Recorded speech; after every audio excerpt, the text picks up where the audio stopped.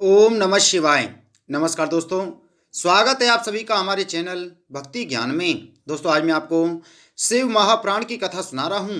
आप सभी भक्तजन इस कथा को श्रद्धा पूर्वक मन लगाकर सुने। भगवान शिव जी आप सभी की मनोकामना पूर्ण करेंगे और आप सभी के कष्टों को हर लेंगे। ब्रह्मा जी बोले, हे नारद, अब मैं वैद्यनाथ नामक नौवें ज्योतिर्लिंग का वर्णन करता हूँ। उनका दर्शन, स्पर्श एवं पूजन करने से अत्यंत आनंद प्राप्त होता है। वे संसार में धन, स्त्री, पुत्र आदि की प्रसन्नता एवं परलोक में मोक्ष प्रदान करने वाले हैं। मेरे पुत्र पुलस्त द्वारा वृषभा नामक एक पुत्र उत्पन्न हुआ। उनके 3 विवाह हुए। वृषभा की पहली पत्नी के गर्भ से शिवजी के मित्र धनपति कुबेर का जन्म हुआ। दूसरी पत्नी द्वारा रावण तथा कुंभकर्ण नामक 2 लड़के का जन्म हुआ तथा तीसरी पत्नी द्वारा विभीषण नामक हरि भक्त का जन्म हुआ। इन चारों बालकों में रावण अत्यंत बलवान तथा स्वतंत्र था। उसका बल तथा यश तीनों लोकों में प्रसिद्ध है। एक बार रावण ने कैलाश पर्वत पर पहुंचकर शिवजी की तपस्या की, परंतु तप करते हुए बहुत समय व्यतीत हो जाने पर भी शिवजी उस पर प्रसन्न न हुए। हे नारद, तब रावण उस स्थान से हटकर तपस्या करने के हेतु हिमालय पर्वत पर गया। वहां वह पर्वत की दाहिनी ओर एक स्थान पर बैठकर पुनः उग्र तप करने में प्रवृत्त हुआ, परंतु तब भी शिवजी ने उसे दर्शन देने की कृपा नहीं की। हे नारद, यह देखकर रावण अत्यंत चिंतित हो मन ही मन अपने को धिक्कारता हुआ इस प्रकार कहने लगा, मेरे इस अपार बल तथा शरीर को धिक्कार है। यूं बहुत देर तक अपने को धिक्कारने के उपरांत उसने हवन करना आरंभ किया।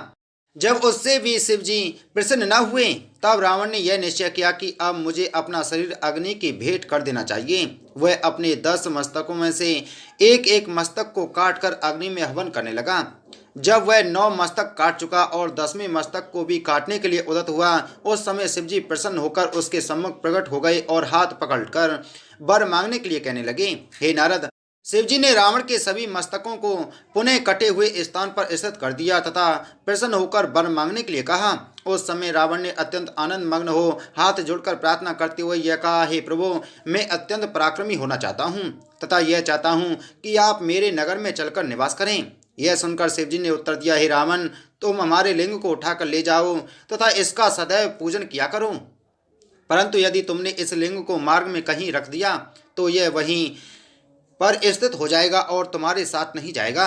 रावण इस बात को स्वीकार करते हुए बोला, हे प्रभु, आप 2 रूपों में विभाजित हो जाइए, तब मैं आपको कांवर में उठाकर अपने नगर में ले जाऊंगा। यह सुनकर शिवजी ने अपने 2 लिंग स्वरूप धारण किए। रावण उन दोनों शिवलिंगों को कांवर में दोनों ओर रखकर ले चला। जब यह कुछ दूर आगे निकल आया, तब शिवजी ने यह चरित्र किया कि रावण को लघुशंका करने की इच्छा हुई। उस समय रावण अत्यंत व्याकुल हुआ और यह सोचने लगा कि यदि कोई व्यक्ति यहाँ मिल जाए और कुछ देर के लिए इस कांवर को उठाए रखे तो मैं लघुशंका निवारण कर लूँ। उसी समय वहाँ उसे एक गौ चराने वाला दिखाई दिया। रावण ने उससे यह प्रार्थना की कि तुम कुछ देर के लिए इस कांवर को अपने कंधे पर उठाए रहो, जिससे मैं लघुशंका कर लूँ। यह सुनकर चरवाहे ने उत्तर दिया, हे रावण, मैं 2 घड़ी तक इस कांवर को लिए रहूंगा, परंतु इस समय के भीतर ही यदि तुमने कांवर को ना ले लिया तो मैं इसे पृथ्वी पर रख दूंगा। रावण ने अहिर की यह बात स्वीकार कर ली। तदुपरांत वह उसे कांवर देकर स्वयं लघुशंका करने बैठ गया। ब्रह्मा जी ने कहा, हे नारद, उस समय शिवजी ने अहंकार को नष्ट करने वाली अपनी माया को प्रकट करके रावण का मूत्र इतना अधिक बढ़ाया कि उससे एक तालाब भर गया। उधर वह कांवर भी इतनी अधिक भारी हुई कि चरवाहा उसे अधिक देर तक उठाए न रह सका तथा उसे पृथ्वी पर रखकर चला गया। पृथ्वी पर रखे जाते ही वे दोनों लिंग अपने अपने स्थान पर दृढ़तापूर्वक जम गए। तदुपरांत जब रावण लघुशंका करके उठा और उनके समीप आकर कांवर को उठाने का प्रयत्न करने लगा तो वे बल लगाने पर भी अपने स्थान से नहीं हटे। यह देखकर रावण निराश हो अपने अंगूठे द्वारा उन दोनों लिंगों को पृथ्वी में दबाकर लौट आया। उसी समय से वे दोनों लिंग अपने अपने स्थान पर स्थित हैं। जो लिंग कांवर के अगले भाग में था वह गोकर्ण क्षेत्र में स्थित होकर चंद्रभाल के नाम से प्रसिद्ध हुआ। उसकी महिमा का वर्णन पहले किया जा चुका है। जो लिंग कांवर के पिछले भाग में था वह वैद्य नाम के नाम से संसार में प्रसिद्ध हुआ, जो चिताभूमि में स्थित है। यह वैद्यनाथ नामक ज्योतिर्लिंग अत्यंत आनंद प्रदान करने वाला है। हे नारद, जब रावण उन दोनों लिंगों को छोड़कर चला गया तब विष्णु जी में तथा अन्य सब देवताओं ने उन स्थानों पर पहुंचकर शिवलिंगों की पूजा की। तदुपरांत हमने वैद्यनाथ जी की स्तुति करते हुए इस प्रकार कहा, हे प्रभु, आप हम सब के ऊपर प्रसन्न हो तथा हमें अपना दर्शन देकर कृतार्थ करने की कृपा करें। हमारी इस प्रार्थना को स्वीकार कर शिव जी उस लिंग द्वारा उसी समय प्रकट हुए तथा वर मांगने के लिए कहने लगे। उस समय हमने उनकी अत्यंत प्रार्थना करते हुए यह कहा, हे स्वामी, आप हम लोगों को अपनी भक्ति प्रदान करें तथा कृपा पूर्वक सदैव यहीं स्थित रहें। आप मनुष्यों को वैद्य के समान आनंद प्रदान करने वाले हैं, अस्तु आपका नाम वैद्यनाथ है। हे नारद, अब तुम उस चरवाहे का वृतांत सुनो जिसने रावण के कहने पर कावर उठा रखी थी। जब उसने इस अद्भुत चरित्र को देखा तो वह आश्चर्य में भर गया। उस चरवाहे का नाम बैजू था। अस्तु हम सब लोगों को शिवलिंग का पूजन करते हुए देखकर उसने भी उस लिंग की पूजा की तथा अपने कपोलों से गल गल शब्द का उच्चारण किया। उसने प्रतिदिन यह नियम बना लिया था कि जब तक वह उस लिंग की पूजा नहीं कर लेता तब तक भोजन नहीं किया करता था। हे नारद, एक दिन बैजू के घर कोई बड़ा उत्सव था। उसमें उसके सभी भाई बंधु उपस्थित थे। उस दिन लोगों की सेवा में लगे रहने के कारण बैजू को वैद्यनाथ लिंग का पूजन करने का अवकाश नहीं मिला। अस्तु जिस समय घर आए हुए लोग भोजन करने के लिए बैठे तब उन्होंने बैजू को भी अपने साथ बैठा लिया। जो ही बैजू ने ग्रास उठाकर अपने कंठ में डालना चाहा तो ही उसे यह ध्यान आया कि अरे, मुझसे बड़ा अपराध हुआ जो मैं अपने स्वामी की पूजा किए बिना ही भोजन करने के लिए बैठ गया हूँ। इस ध्यान के आते ही वह तुरंत उठ बैठा। हे नारद, वेद का कथन है कि साधुओं का स्वभाव इस प्रकार का होता है कि वे अपने नियम को कभी नहीं छोड़ते हैं। अस्तु बैजू ने वैद्यनाथ जी के पास पहुंचकर उनका पूजन किया और ध्यान धरते हुए पृथ्वी पर गिरकर दंडवत की। उसकी ऐसी दृढ़ भक्ति को देखकर शिवजी अत्यंत प्रसन्न होकर प्रकट हो गए। उनके वामांग में भगवती गिरजा भी सुशोभित थीं। बैजू ने उनके दर्शन करके अत्यंत स्तुति की तथा प्रेम की अधिकता में भरकर नृत्य करना आरंभ कर दिया। बैजू की ऐसी भक्ति को देखकर शिवजी ने अत्यंत प्रसन्न होकर वर मांगने के लिए कहा। उस समय बैजू ने यह कहा, हे प्रभु, मैं यही चाहता हूँ कि आपके चरणों में मेरा प्रेम दिन प्रतिदिन बढ़ता रहे तथा मैं आपके भक्तों की सदैव सेवा किया करूँ और आप मेरे नाम से प्रसिद्ध हों। यह सुनकर शिवजी अमस्तु कहकर उसी लिंग में प्रवेश कर गए। तब से वह वैद्यनाथ शिवलिंग संसार में बैजनाथ के नाम से भी प्रसिद्ध हुआ है। ब्रह्मा जी ने कहा, हे नारद, अब तुम रावण का वृतांत सुनो। जिस समय रावण शिवलिंग को उठाने में असमर्थ रहा तब वह अपने अहंकार को भुलाकर अत्यंत प्रेम पूर्वक शिवजी की स्तुति करने लगा। उस समय यह आकाशवाणी हुई, हे रावण, तुम अपने नगर में जाकर निष्कंटक राज्य करो। जब तुम्हारे हृदय में गर्व उत्पन्न होगा तभी तुम दुखी हो जाओगे। इस वरदान को पाकर रावण अत्यंत प्रसन्न हो घर लौट आया। उस समय सब दैत्यों ने उसे अपना राजा स्वीकार किया। वह अपनी मंदोदरी नामक रानी के साथ प्रसन्न होकर शिवजी की भक्ति में संलग्न बना रहा। उसकी पत्नी मंदोदरी पंचकन्याओं में एक परम सुंदरी तथा पतिव्रता थी। उसके मेघनाथ के समान यशस्वी पुत्र उत्पन्न हुए थे।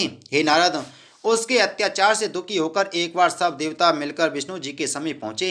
उन्हें देखकर विष्णु जी ने पूछा, हे देवताओं, तुम्हारे मुख पर चिंता की रेखाएं खिंच रही हैं। इससे प्रतीत होता है कि तुम लोग बहुत दुखी हो। यह सुनकर देवताओं ने रावण के अत्याचारों का वर्णन करते हुए कहा, हे प्रभु, उसने देव पत्नियों को अपने घर में डाल रखा है तथा अनेक प्रकार के अत्याचारों द्वारा संसार को दुख पहुंचा रहा है। अब आप कृपा करके उस अन्यायी का शीघ्र ही वध कर डालिए। यह सुनकर विष्णु जी अत्यंत क्रुद्ध हो देवताओं के साथ ले रावण से युद्ध करने के लिए चल दिए। हे नारद, जब रावण ने यह देखा कि विष्णु जी देवताओं को साथ लेकर उससे युद्ध करने के लिए आए हैं तो वह भी अत्यंत क्रुद्ध हो युद्ध क्षेत्र में आ पहुंचा तथा शिवजी की कृपा का बल प्राप्त करके युद्ध करने में प्रवृत्त हुआ। उस समय दोनों ओर से अस्त्र शस्त्र तथा बाणों की वर्षा होने लगी। विष्णु जी ने अपनी नंदक नामक तलवार चलाई जो रावण के शरीर का स्पर्श पाते ही कुंठित हो गई। यह देखकर विष्णु जी ने अपने चक्र को रावण के कंठ पर चलाया। उस समय तीनों लोकों में हाहाकार मच गया, परंतु रावण शिवजी का ध्यान धरने के कारण उस समय भी सुरक्षित बना रहा। इस प्रकार विष्णु जी ने रावण के ऊपर अनेक तीक्ष्ण अस्त्र शस्त्र चलाए, परंतु शिवजी की कृपा से उसका कुछ भी अहित न हुआ।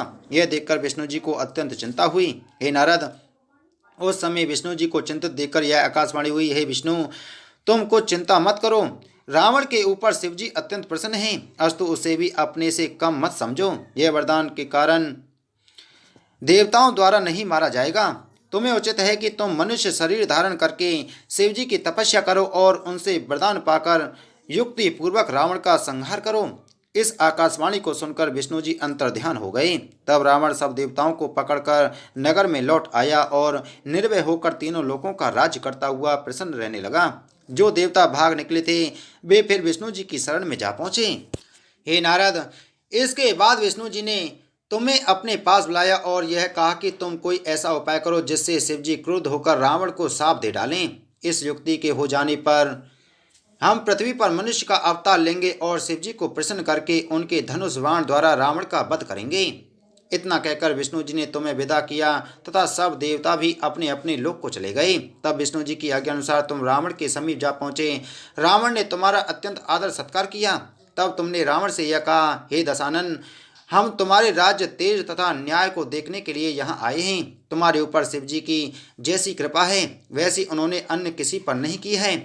तुम हमें यह तो बताओ कि शिवजी की ऐसी प्रसन्नता का कारण क्या है। यह सुनकर रावण ने तुम्हें उत्तर दिया, हे देवर्षि, मैं आपसे संपूर्ण वृतांत कहता हूँ, सुनिए। रावण बोला, हे नारद जी, सर्वप्रथम मैं कैलाश पर तपस्या करने के लिए निमित्त गया। मैं वहां अग्नि प्रज्वलित कर अपने मस्तकों को काट काट कर उसमें हवन करने लगा। जिस समय मैं अपने 9 मस्तक काट चुका और 10वां मस्तक ही काटने को हुआ, उस समय शिवजी ने मुझे अपना दर्शन देकर कृतार्थ किया। तब मैंने उनसे यह वरदान मांगा कि कोई भी देवता मुझ पर विजयी न हो सके। शिवजी ने मुझे इच्छित वरदान दिए तथा मेरे मस्तकों को भी फिर से उत्पन्न करके और अनेक वरदान दिए। उस समय से मैं निर्भय होकर तीनों लोकों का राज्य करता हूँ। इतनी कथा सुनाकर ब्रह्मा जी ने कहा, हे नारद, रावण के मुख से यह वचन सुनकर तुम इस प्रकार बोले, हे रावण, सच पूछा जाए तो शिवजी ने तुम्हारे ऊपर विशेष कृपा नहीं की, क्योंकि वे तुम्हारे घर नहीं आए। उन्होंने प्रथम तो अपना लिंग रूप ही दिखाया, दूसरे वे मार्ग में ही रह गए। अस्तु, हम तुम्हें एक उपाय बताते हैं, उसे करने से तुम सदैव निर्भय तथा प्रसन्न रहोगे। यह सुनकर रावण ने पूछा, वह उपाय क्या है। तुमने उत्तर दिया, हे रावण, तुम कैलाश पर्वत को ही उखाड़कर यहाँ ले आओ। शिव जी को कुबेर के समीप रहते हुए बहुत दिन हो गए हैं, अब उन्हें तुम्हारे पास आकर रहना चाहिए। शिव जी को भी यह उचित है कि वे तुम्हारे पास आकर रहें।